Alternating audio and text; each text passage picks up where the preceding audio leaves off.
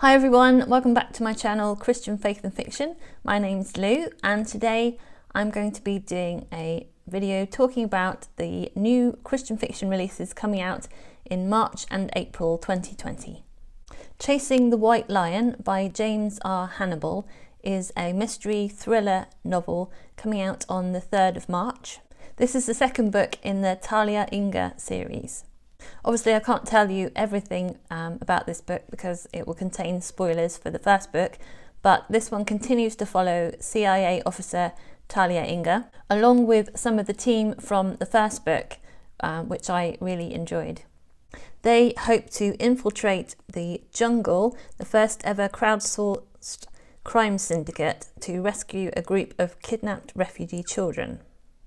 I read the first book last year, The Griffin Heist, and I enjoyed it. I like the idea of a heist team mixed with mystery and spies. The first book was a fun read, so I'm hoping this book will build on that.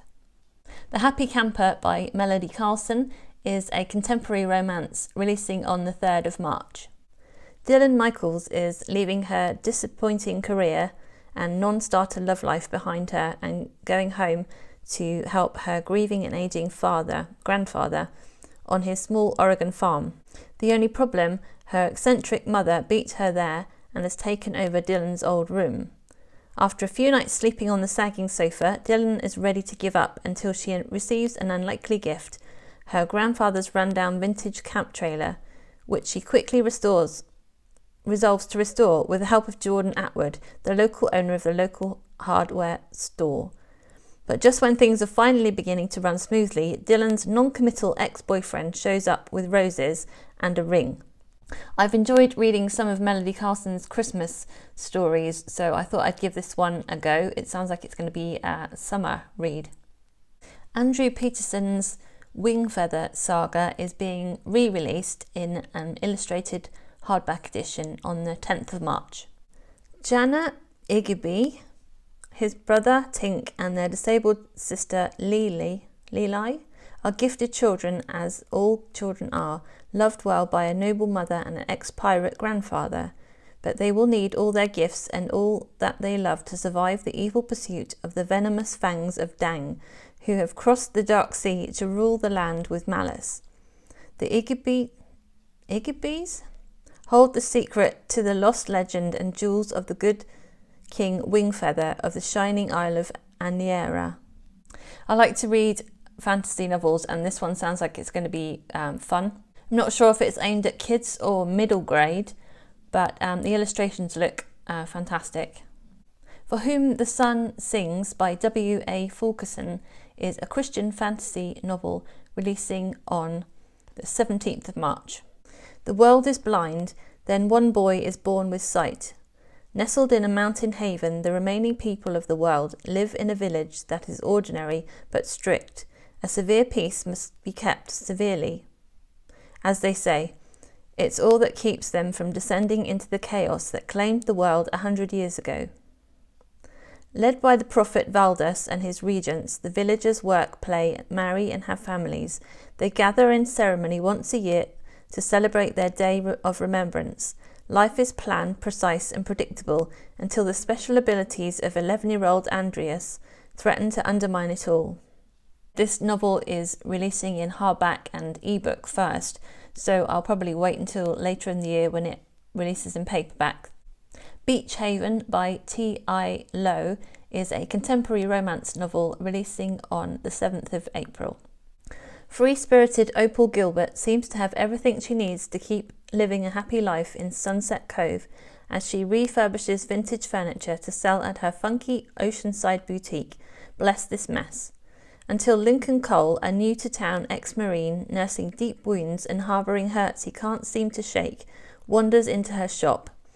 Opal knows a person in need when she sees one and offers Lincoln a job in her workshop, but the brooding former soldier has no interest in Opal's offer. Thanks, but no thanks. But then a hurricane strikes, damaging Bless This Mess. Feeling guilty for how he treated Opal, Lincoln decides to help her repair the store, and soon it becomes clear Opal wants to restore not only her business, but also help Lincoln find restoration. This is another contemporary romance that I might end up reading in the summer months. I like the beach theme and the vintage furniture. This is not an author that I've read before, so I'll be interested to see what her writing style is like. The Socialite by Ciesielski is a historical novel releasing on the 14th of April. As the daughter of Sir Alfred Whitford, Kat has a certain set of responsibilities, but chasing her wayward sister Ellie to Nazi-occupied Paris was never supposed to be one of them. Now accustomed to the luxurious lifestyle that her Nazi boyfriend provides, Ellie has no intention of going back to the shackled life their parents dictate for them, but Kat will stop at nothing to bring her sister home. Arrested for simply trying to defend himself against a drunken bully, Barrett Anderson is given the option of going to jail or serving out his sentence by training resistance fighters in Paris. A bar owner serves as the perfect disguise to entertain Nazis at night, while training fighters right below their jackboots during the day. Being assigned to watch over 2 English debutantes is the last thing he needs, but a payout from their father is too tempting to resist. Can Barrett and Kat trust each other long enough to survive, or will their hearts prove more traitorous than the dangers waiting around the corner? I think I said in a previous video that I love the red dress on the cover. Also, the plot sounds exciting, and I've been enjoying all the Christian fiction wartime stories that I've been reading recently. The Joy of Falling by Lindsay Harrel is a contemporary novel releasing on the 14th of April.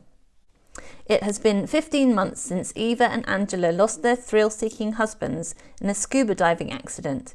Both women are trying to navigate their way through the grief, but neither one is making much progress.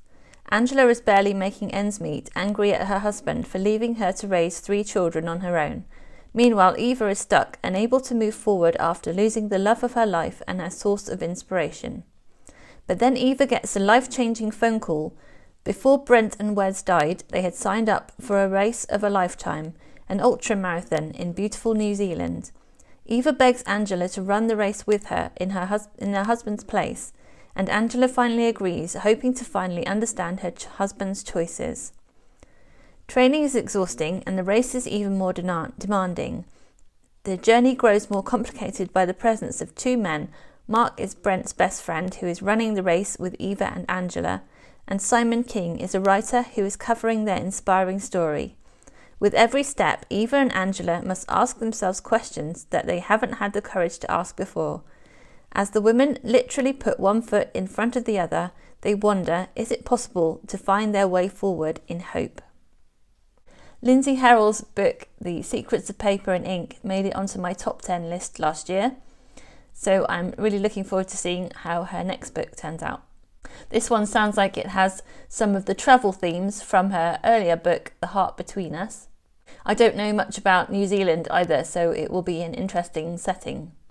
Mortal Sight by Sandra Fernandez Rhoads is a Christian fiction novel releasing in hardback on the 14th of April. 17-year-old Kira Marlowe wants a normal life, one where she and her mum can stop skipping town every time a disturbing vision strikes. But when a girl she knows is murdered by a monster she can't explain, Kira's world turns upside down.